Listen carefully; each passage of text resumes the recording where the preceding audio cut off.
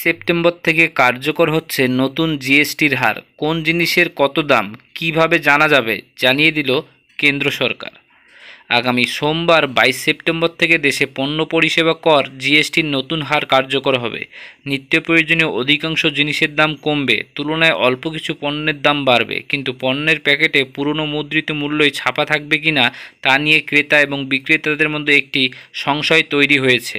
সংশয় দূর করতে কেন্দ্রীয় উপভোক্তা বিষয়ক মন্ত্রক নতুন বিজ্ঞপ্তি প্রকাশ করেছে। ওই বিজ্ঞপ্তিতে জানানো হয়েছে, প্রস্তুতকারী সংস্থাগুলিকে পণ্যের নতুন দাম জানানোর জন্য সংবাদপত্রে বিজ্ঞাপন না দিলেও চলবে। বিজ্ঞপ্তিতে আরও বলা হয়েছে, নতুন প্যাকেট বা মোড়কের উপর স্টিকার লাগিয়ে ক্রেতাদের নতুন দাম জানানো যেতে পারে।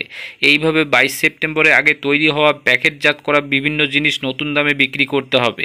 প্যাকেটে পুরনো দাম লেখা গেলেও অসুবিধা নেই বলে জানানো হয়েছে বিজ্ঞপ্তিতে। অর্থাৎ একটি প্যাকেটে দুটি দামের উল্লেখ থাকবে, একটি পুরনো দাম, একটি নতুন দাম। সেই কারণে ক্রেতাদের মুদ্রিত মূল্য ভালো করে খুঁটিয়ে দেখার পরামর্শ দেওয়া হচ্ছে। আগামী 31শে মার্চ পর্যন্ত অথবা যতদিন না দোকানে থাকা পণ্য পুরনো শেষ হচ্ছে ততদিন পুরনো মোড়ক বা প্যাকেটে জিনিস বিক্রি করা যাবে।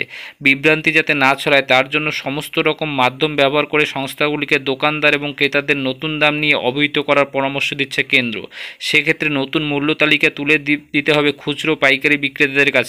মূল্য তালিকা দিতে হবে লিগ্যাল মেট্রোলজি কর্তৃপক্ষকে। তবে বাণিজ্য মহলের একাংশের আশঙ্কা, ছোট দোকানগুলিতে ক্রেতাদের কাছে পুরনো দামে জিনিস বিক্রি করা হতে পারে। সেক্ষেত্রে একদম প্রান্তিক স্তরে যাতে ক্রেতা এবং বিক্রেতা উভয়ই নতুন দামের বিষয়ে অবহিত থাকতে পারেন সেই বিষয়ে নিশ্চিত করার চেষ্টা করা হচ্ছে। প্রথমে পণ্য প্রস্তুতকারী সংস্থাগুলিকে নতুন দাম জানিয়ে দুটি সংবাদপত্রে বিজ্ঞাপন দিতে বলা হয়েছিল, কিন্তু নতুন বিজ্ঞপ্তিতে সেই নির্দেশিকা প্রত্যাহার করা হয়েছে। কিন্তু তাদের কাজ সহজ করতে নতুন বিজ্ঞপ্তিতে বলা হয়েছে, যে কোনো মাধ্যম ব্যবহার করে ক্রেতা বিক্রেতাদের নতুন দাম জানিয়ে দিলেই চলবে। নতুন জিএসটি হারে সস্তা হচ্ছে কি কি? দুধ, ছানা, পনির, রুটি, পাউরুটির উপর 5% জিএসটি ছিল, তা প্রত্যাহার করে নেওয়া হয়েছে। কনডেন্সড মিল্ক, মাখন, ঘি, তেল, চিজ এবং দুগ্ধজাত যাবতীয় পণ্যের উপর 12% থেকে কমিয়ে জিএসটি করা হয়েছে 5%। একই হার প্রযোজ্য বাদাম, খেজুর, আনারস, অ্যাভোকাডো, পেয়ারা, আম, অন্যান্য ফলের ক্ষেত্রে। পশু চর্বি, সসেস, সংরক্ষিত রান্না করা মাংস, মাছ, চিনি, পাস্তা, নুডলস, প্যাকেট এবং বিভিন্ন সবজির দাম কমছে। জিএসটি এইসব ক্ষেত্রে 12% থেকে কমে 5-এ নামছে।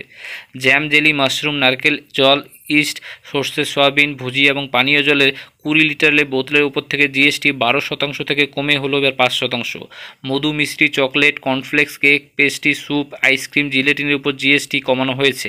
এতদিন 18% জিএসটি ছিল এই পণ্যে, কমে হচ্ছে 5%। এছাড়া যাবতীয় জীবন বিমা ও স্বাস্থ্য বিমার উপর জিএসটি সম্পূর্ণ প্রত্যাহার করে নেওয়া হয়েছে। বিড়ির দাম কমেছে, বিড়ির পাতার উপর 18% জিএসটি কমে হচ্ছে 5%। বিড়ির উপর 28% থেকে জিএসটি কমে হচ্ছে 18%। সালফিউরিক অ্যাসিড, নাইট্রিক অ্যাসিড, অ্যামোনিয়ার উপর জিএসটি 5% নামিয়ে আনা হচ্ছে। টিভি, এসি, ছোট গাড়ি, 350 সিসির নিচে বাইকের দাম কমছে। এখন থেকে এই পণ্যগুলিতে 18% জিএসটি নেওয়া হবে। নতুন জিএসটির হারে দামি হচ্ছে কি কি? বিলাসবহুল গাড়ি, মোটরসাইকেল, প্রাইভেট জেট, রেসিং কারের উপর 40% জিএসটি আরোপ করা হয়েছে। পান মশলা, বাড়তি চিনি মিশ্রিত পানীয়, কার্বনযুক্ত পানীয়র দাম বাড়ছে। 28% থেকে জিএসটি করা হচ্ছে এগুলোর উপর 40%।